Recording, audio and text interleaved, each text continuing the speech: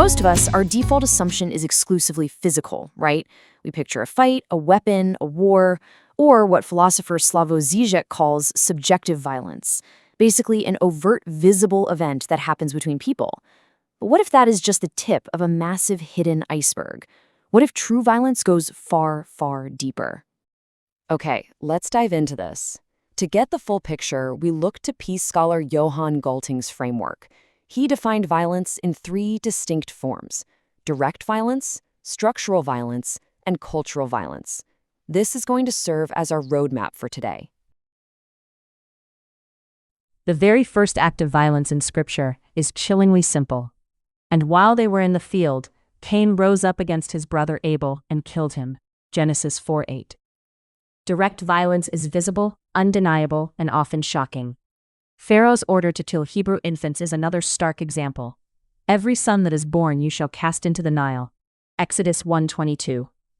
And at the heart of the Christian story stands the crucifixion, state-sanctioned violence at its most brutal.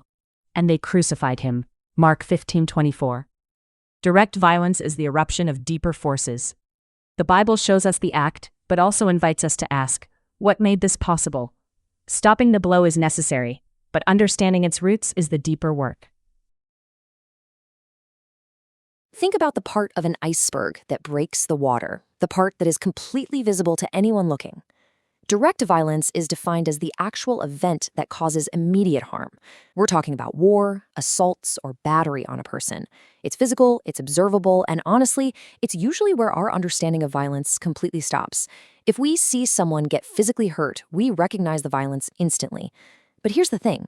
Treating only direct violence is kind of like treating a symptom with ever looking at the underlying disease. Structural violence hides in the architecture of society. It is the violence of unfair laws, economic exploitation, and social systems that quietly decide who thrives and who suffers. The Bible exposes this kind of violence with prophetic clarity. When Israel is enslaved in Egypt, the oppression is not just personal, it is systemic. They set taskmasters over them to oppress them with forced labor. Exodus 1:11. The prophets repeatedly condemn corrupt courts and economic injustice. They sell the righteous for silver, and the needy for a pair of sandals. Amos 2:6. Structural violence harms without a single blow. It is the violence of a society arranged to benefit some and burden others. The biblical response is not only compassion, but transformation, a call to rebuild systems on justice and mercy. To find that underlying disease, we have to look beneath the water, at the massive, submerged systems holding up the tip. Structural violence is exploitation that is legitimized and deemed perfectly acceptable by society. It's inherent in the very systems we set in place to maintain social order. This means the harm isn't necessarily a physical blow. It's rigged rules. It's an invisible trap. It's ensuring that the poor remain in abject poverty, or making sure that good-paying jobs just aren't available to certain marginalized groups, or even designing things so that the privileged are entitled to better health care. The system itself violates human dignity. To really ground this in reality, let's look at a specific legal example. Back in July of 2006, the city of Hazleton, Pennsylvania, adopted what was called the Illegal Immigration Relief Act ordinance. This law actually punished businesses that employed and landlords who rented to undocumented immigrants. And this brilliantly illustrates the deceptive nature of structural violence. Because on the surface, the intent seemed perfectly logical to the lawmakers: protect the city from illegal workers. But the structural impact, it was profoundly different. This duly enacted law sowed deep discrimination. Employers became terrified to hire anyone who might turn out to be illegal, and landlords heavily hesitated to rent to Hispanic individuals altogether.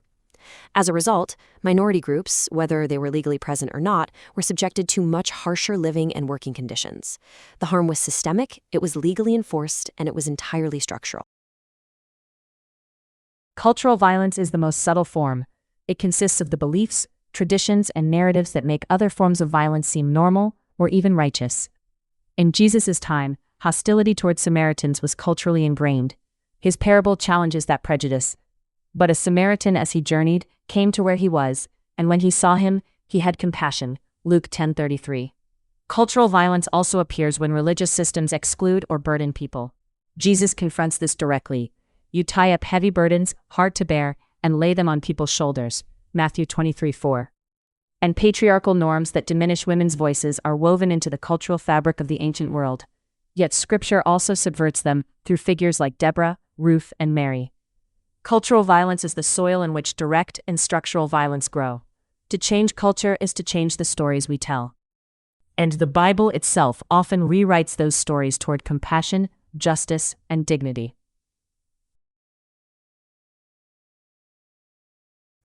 So, how do these harmful systems even get built and accepted in the first place? Well, for that, we have to look to the deepest, most foundational layer of our iceberg, the roots.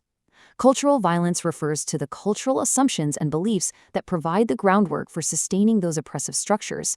It's the underlying psychological and societal rationale that explains, justifies, and completely legitimizes the first two forms of violence. Basically, it provides what seems to be a perfectly understandable excuse for why the harm is acceptable. Now, what's really interesting about this next point is the total aha moment it brings. Galtung notes that cultural violence makes direct and structural violence look, even feel, right, or at least not wrong.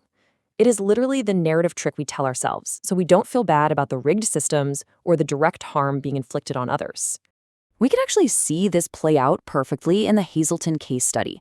The structural violence of that ordinance was culturally rationalized by massive claims that the town was being ruined by violent crime, crowded schools, and a clogged emergency room at the city's private hospital. And all of it was blamed on undocumented immigrants. But get this, here is a staggering fact. At trial, the town's mayor could not name a single instance where undocumented immigrants had received services from the city's fire department or health officer. Out of 8,575 felonies since the year 2000, only about 20 were linked to illegal immigrants. Yet, the cultural assumption stuck. It justified the structural violence completely despite facts proving the contrary. Which leads us to a really profound contradiction. The dilemma of law. Look, law is essential. As a shield, good law protects the less powerful from abuses, and it's an absolutely essential element for nonviolence. But as a sword, law is often horribly misused to dominate and oppress. It's wild to think about, but structural and cultural violence are so often enshrined in and perfectly protected by the law itself. Okay, so if the law and our social structures can act as weapons of invisible violence, how do we actually fix it? Well, there is a shocking revelation about actual peacemaking in the source material. Programs focused purely on the individual or personal level will have no discernible effect on sustainable peace. Think about that for a second.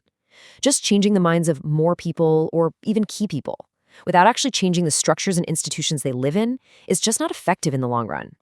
Let's move to and see how this builds into a real solution. Effective peacemaking requires a progression. Yes, of course, you begin with individual and personal transformations. That's step one. But you absolutely cannot stop there. You have to expand that work downward to engage the socio-political level. Long-standing impact only happens when those personal attitude changes are institutionalized to alter the underlying structures. So, the absolutely crucial point is this. If we want peace to stick, we have to work with and through institutional structures. We have to utilize the structure of law to mandate civil behavior, fundamentally replacing structural violence with structural justice. Basically, we have to redesign the submerged part of that iceberg so that it supports human dignity instead of exploiting it. Which brings us to our final thought today. Now that you can see the whole iceberg, the visible direct violence, the hidden structural violence of rigged systems, and the cultural violence of the stories that justify it all, I want to leave you with a pretty provocative question. How might you be unknowingly participating in cultural or structural violence today? You know, what narratives are making the unacceptable feel not wrong to you?